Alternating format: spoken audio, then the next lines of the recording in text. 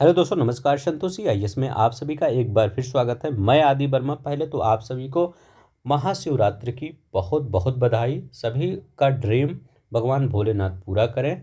तो आज हम यहाँ पर करने वाले हैं क्या, पेपर फिफ्थ और पेपर सिक्स के बारे में। हम जितने यहाँ पर मैं कुछ बताने वाला नहीं हूँ, सिर्फ हम क्वेश्चन करने वाले हैं। जो भी क्वेश्चन आपको यहाँ पर जो आपको लिखा गया है, इससे जो भी आपको अच्छी चीज़ें मिलेगी उसको ज़रूर नोट करिएगा, या इसकी पीडीएफ टेलीग्राम पे मिलेगी, आपको वहाँ पर जाकर देख लीजिएगा। क्योंकि यहाँ पर जो आपको मिलेगा कुछ ऐसी चीज़ें मिलेंगी जो आपको लगेगा कि हाँ, अगर हम अपने आंसर राइटिंग में इस चीज़ को ऐड कर देते हैं तो हमें थोड़ा सा बेनिफिट मिल सकता है। तो एक बार मैं यहाँ बताना चाहता हूँ, हाँ देखिए, आपसे एक बात और बताना चाहता हूँ। ये जो आपको अब सीरीज चलेगी, क्योंकि मैं ज़्यादा कुछ नहीं करवाने वाला हूँ, सिर्फ पेपर फिफ्थ और पेपर सिक्स ये करवाने वाला हूँ। और ये देखिए, मैंने अभी तक जितना, जब से मैं चैनल ये स्टार्ट किया हूँ, तब से अभी तक हमने एक भी रुपए किसी बच्चे से नहीं लिया हूँ। अब देखिए इसके पीछे क्या है, मैं अब ये नहीं कह रहा हूँ कि मैं यह सब पैसा लेने जा रहा हूँ। सिर्फ जो एक मेंबरशिप, यूट्यूब का एक मेंबरशिप होता है, ठीक है, ज्वाइन का बटन आप देखेंगे, जहाँ सब्सक्राइबर है उसी के बगल ज्वाइन का बटन लिया होगा। वो भी हमने सबसे कम दाम में 29 रुपये में, 29 रुपये में वहाँ पर ये उस क्यों मैं ये दे रहा हूँ, क्योंकि मैंने ज्वाइन का बटन अलाउ, मतलब जो उसको ऑन कर दिया था, और जो जो बच्चे ज्वाइन कर लिए थे उनको मैं कुछ दे नहीं पा रहा था कि मैं उनको कुछ एक्स्ट्रा दे दूँ। तो उनके साथ भी कुछ ऐसा हो कि लगे कि हाँ, ज्वाइन करने का क्या फ़ायदा है इसका। तो ये तो आज तो पब्लिक है, लेकिन आज के बाद ये वीडियो जो होगा आपका, ये वीडियो हमेशा जो मेंबरशिप लिए हैं 29 रुपये का, 29 रुपये का जो नहीं लेना चाहते मैं आपसे कहना चाहता हूँ, एक बार ले लीजिए 29 रुपये का। एक महीने आपको लगेगा कि हमने कुछ नहीं दिया, तो फिर दूसरे महीने मत लीजिएगा। सिर्फ एक महीने लेकर 3 चाय का दाम है, मतलब चाय हेल्थ के लिए नुकसानदेह होती है, 3 दिन चाय मत पीजिएगा, आराम से ज्वाइन कर लीजिए। एक महीने बाद आप छोड़ दीजिएगा, अगर नहीं लगेगा कि हमें कुछ फ़ायदा नहीं हुआ। ऐसा फ़ायदा होगा, पहले तो मैं ये टेलीग्राम पर क्वेश्चन डाल दूंगा, इसके बाद आपको लिखना होगा, इसके बाद मैं दोबारा दूसरे दिन आपको ये क्या कराऊंगा, ये पूरा हर एक क्वेश्चन करवाऊंगा। और जो भी यहाँ पर क्वेश्चन होगा आपको खुद ही लगेगा, जो भी क्वेश्चन है सब एक स्टैंडर्ड क्वेश्चन है, ऐसे ही क्वेश्चन वहाँ पर लिखना चाहिए। ठीक है, तो चलते हैं, हम शुरू करते हैं। अब यही बताना था कि ये वीडियो आज तो पब्लिक है, लेकिन कल से ये सिर्फ मेंबरशिप वालों के लिए ही मिलेगा। 29 रुपये मत देखिएगा, क्योंकि 29 रुपये में हो सकता है मतलब ऐसा नहीं है कि बहुत ज़्यादा नुकसान हो जाएगा, लेकिन घाटा भी नहीं होगा आप सबका 29 रुपये में। ठीक है, तो आप सब अगर ज्वाइन करना चाहते हैं तो ज्वाइन कर लीजिएगा। आपको मैं विश्वास दिलाता हूँ, इतना कंटेंट प्रोवाइड कर दूंगा कि आपको लगेगा कि 29 रुपये कुछ नहीं था। ठीक है, मैं चाहता तो और बढ़ा सकता था, या और घटा, मैं और घटा भी सकता था, लेकिन 29 रुपये से नीचे कोई प्राइस ही नहीं था उसमें। लास्ट 29 था, हमके 29 ही चलिए, सही है। ठीक है, तो चलते हैं, अब हम देखते हैं। हाँ, जो लोग नए होंगे चैनल पर, अगर अच्छा लगेगा तो प्लीज़ सब्सक्राइब कर देंगे, वीडियो को लाइक कर देंगे। यहाँ लिखा गया है, हाँ, ये आपको डेली 9 बजे, रात में 9 बजे आपको वीडियो आ जाएगा, सिर्फ मेंबरशिप वालों के लिए। ठीक है, अब यहाँ पर देखते हैं क्या कह रहा है। यहाँ पर कह रहा है, ये क्वेश्चन आया था पेपर में, 1857 की क्रांति में उत्तर प्रदेश की किन किन महिला क्रांतिकारियों की भूमिका उल्लेखनीय रही है और क्यों।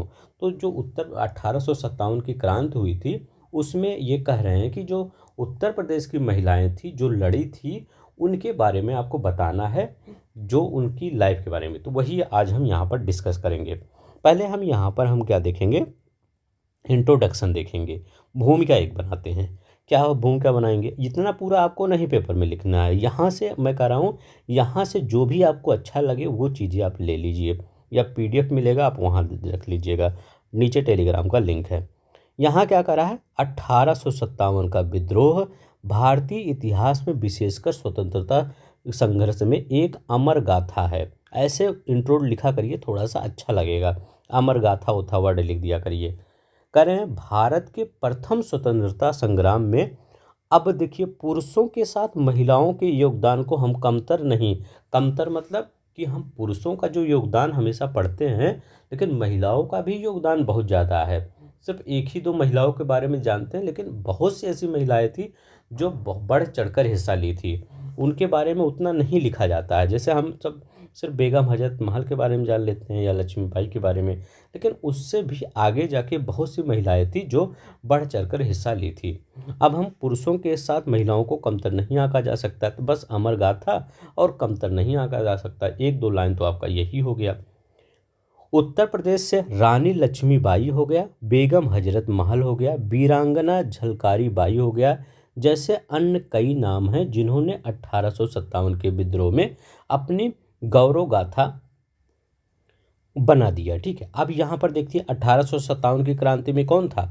बेगम हजरत महल, रानी लक्ष्मीबाई, वीरांगना झलकारी बाई, इन सब के बारे में भी डिटेल में देखेंगे। सिर्फ यहाँ वो देख रहे हैं 1857 के विद्रोह में उत्तर प्रदेश की महिलाओं ने बढ़ चढ़कर हिस्सा लिया, जिसे बेगम हजरत महल, रानी लक्ष्मीबाई के अलावा झलकारी बाई, उदा देवी, अजीजन बाई तथा अन्य कई तवायफों अंग्रेजी गतिविधियों में संलग्न होने का जिक्र मिलता है। देखिए, इन सब तो जो राजा महाराजा थे, रानी थी, इन सब का तो मिलता ही है जिक्र, लेकिन क्या हुआ, कई तवायफों का भी जिक्र मिलता है, क्योंकि जो जो आपके विद्रोही होते थे उनको आपस में बात करने के लिए कहाँ जाना पड़ता था? वो कोठों पे जाना पड़ता था, ताकि एक आपका संयंत्र मतलब षड्यंत्र रच सके अंग्रेजों के खिलाफ। ठीक है, तो ये याद रखें, ये वर्ड लिखिएगा वहाँ पे कि तवायफों का भी योगदान कम नहीं हम कर सकते हैं। अभी बताएंगे एक दो तवायफ का। दरअसल कई तवायफों के कोठे विद्रोहियों के लिए मिलने की जगह बन गए थे। उत्तर प्रदेश के मुजफ्फरनगर क्षेत्र में सक्रिय भागीदारी का प्रमाण बना। कुछ स्त्रियां जैसे आशा देवी थी, बख्तारी देवी थी, भगवती देवी त्यागी थी, इंद्रकौल थी, जमीला खान थी आदि ने लड़ते हुए अपने प्राणों की कुर्बानी दे दी। तो देखिए, ऐसे ऐसे नाम अगर लिखते हैं तो थोड़ा सा अच्छा इफेक्ट पड़ता है एग्जामिनर के ऊपर। अभी देखते हैं, आगे देखते हैं, जो भी अच्छा लगेगा आप जरूर नोट करिएगा। अब देखिए यहाँ पर देखते हैं, हाँ, जो लोग मेंस की तैयारी कर रहे हैं उनके लिए सही है, जो प्री की तैयारी कर रहे हैं उनके लिए भी सही है, क्योंकि ऐसे ऐसे फैक्ट हैं जिनको हमने काले से कर दिया है। मुझे पता है कि ये सब क्वेश्चन आए हुए हैं। अब यहाँ देखिए क्या करा, बेगम हजरत महल। बेगम हजरत महल का जन्म कब हुआ था? 1820 में उत्तर प्रदेश के फैजाबाद अवध में हुआ था, इनका जन्म हुआ था। अब बेगम हजरत महल के बारे में इतना थोड़ा सा इंट्रोडक्शन लिख दिए। इन्होंने लखनऊ में 1857 की क्रांति का नेतृत्व किया। अपने नाबालिग बेटे बिरजिस कादिर, याद रखेंगे इनका बेटा नाबालिग कौन था? बिरजिस कादिर को अवध का नवाब घोषित किया। अब ये एक बार ये प्री में मतलब क्वेश्चन पूछा गया था कि बिरजिस का वो ये बेगम हजरत महल ने किसको 1857 के में नवाब घोषित किया? तो बिरजिस कादिर को। देखिए, प्री का भी तैयार हो गया, तो 29 रुपये में आपका बहुत कुछ तैयार हो जाएगा। क्या किया गया है? लखनऊ के सिपाहियों तथा अवध के किसानों और जमींदारों की सहायता से हजरत महल ने अंग्रेजों के खिलाफ युद्ध छेड़ दिया तथा अंग्रेजों की रेजिडेंसी पर कब्जा कर लिया। कहाँ पर? अंग्रेजों की रेजिडेंसी पर। तो इतना इनके बारे में वीर गाथा लिखना है। अब देखिए रानी लक्ष्मीबाई के बारे में वीर गाथा क्या है। रानी लक्ष्मीबाई साहस बुंदेलखंड का कई लोक कहानियों और लोक गीतों का मुख्य विषय है। मतलब अभी भी लोक कहानियाँ चलती हैं और लोकगीत भी चलते हैं। किनके बारे में? रानी लक्ष्मीबाई के बारे में। लक्ष्मीबाई का जन्म वाराणसी के एक पुरोहित के घर हुआ था। कहाँ पर हुआ था? लक्ष्मीबाई का जन्म वाराणसी में हुआ था, एक पुरोहित के घर। 1882 में झांसी के राजा महाराज गंगाधर राव के साथ उनका क्या हुआ था? विवाह हुआ। 1853 में उनके पति की मृत्यु हो गई। अब फिर डलहौजी ने क्या किया था?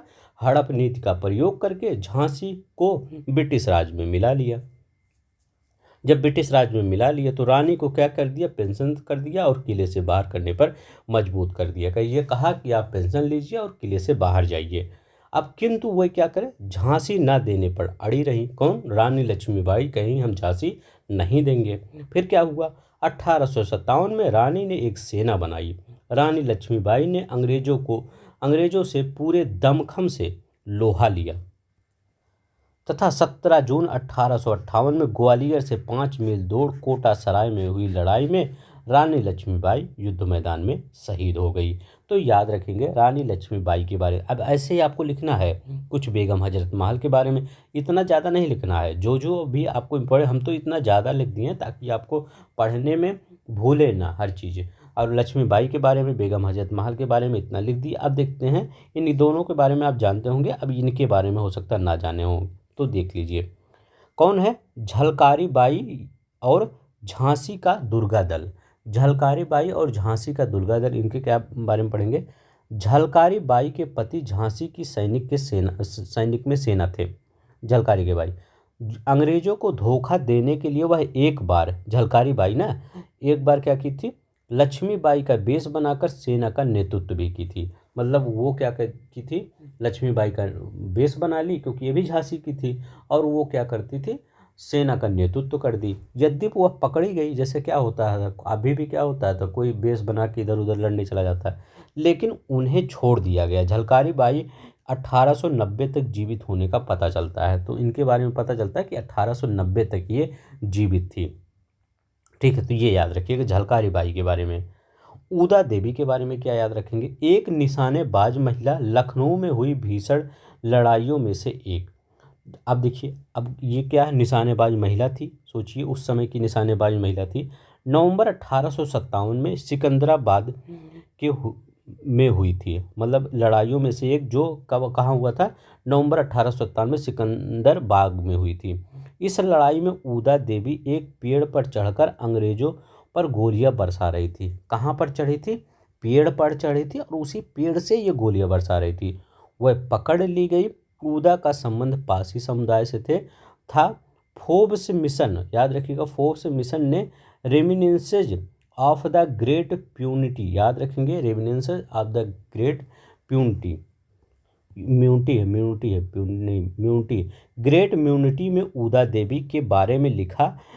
देवी वह पुराने पैटर्न की दो भारी कैवलरी पिस्तौल से लैस थी। मतलब वो जो ऊदा देवी के बारे में लिखा कि वह पुराने पैटर्न की दो कैवलरी पिस्तौल जो थी उसी से लैस थी। इनमें से एक अंत में उनके बेल्ट में थी, याद रखेंगे, क्योंकि उनके बेल्ट में मिली भी थी जो पिस्तौल थी। उन्होंने पेड़ पर सावधानी से बनाए गए मचान से आधा दर्जन से अधिक विरोधियों को मौत के घाट उतार दिया। ऊदा देवी को फांसी दे दी गई, क्योंकि इन्होंने कई लोगों को मारा था। तो याद रखेंगे, ये बुक याद रखेंगे, ये सब बुक याद रख लेंगे। फोर्ब्स मिशेल ने रेमिनेंस ऑफ द म्यूनिटी में ऊदा देवी के बारे में लिखा। वह पुराने पैटर्न से भारी कैलवरी पिस्तौल से लैस थी। तो ये याद रखिएगा इनके बारे में, ऊदा देवी के बारे में, एक निशानेबाज। तो ये इनके बारे में अजीजन बाई के बारे में क्या लिखेंगे? ये कानपुर की तवायफ थी। ये नाना साहब और तात्या टोपी की सेना के साथ मिलकर लड़ती थी और शहीद हुई।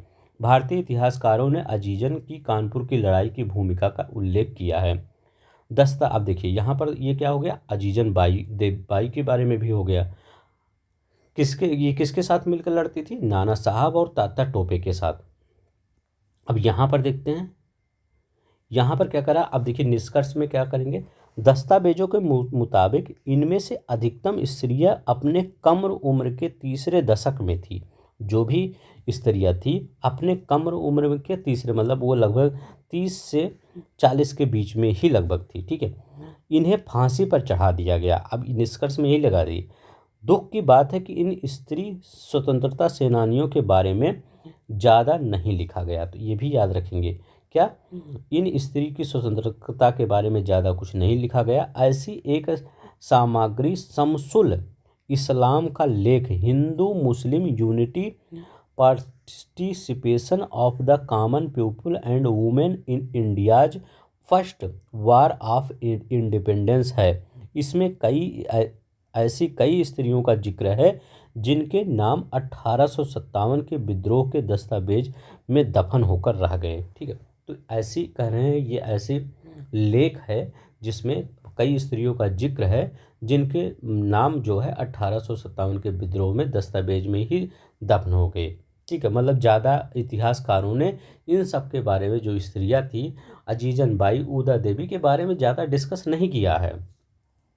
अब क्या है निष्कर्षतः, उत्तर प्रदेश की महिलाओं ने 1857 के विद्रोह में शामिल होकर न केवल अपनी सहभागिता दर्शाई है, बल्कि उनकी लड़ाई और बलिदान से देश प्रेम और आत्मा का जुड़ाव प्रदर्शित होता है। क्या प्रदर्शित होता है? देश प्रेम और आत्मा का जुड़ाव प्रदर्शित होता है। जिस प्रकार से बिना जान की परवाह किए उन्होंने अपना योगदान दिया और वह इतिहास की गौरव गाथा है, केवल ऐतिहासिक तथ्य नहीं है। ठीक है, तो इतना आपको लिखना है। अगर इतना आप लिख देते हैं किसी के बारे में तो ठीक है, इतना तो बहुत ही अच्छा आपका निष्कर्ष हो जाएगा। ठीक है, ये लिखिए कितना अच्छा आपको पॉइंट आपको मिल गया है। ठीक है, देख रहे हैं इतना अच्छा, मतलब वहाँ पर आपको हर चीज़ को इमोशनल के साथ भी, अगर ऐसे ऐसे वर्ड हैं थोड़ा इमोशनल के साथ ही फीड करना है। अगर ऐसे लिख देते हैं तो काफ़ी अच्छा इफेक्ट पड़ता है एग्जामिनर के ऊपर।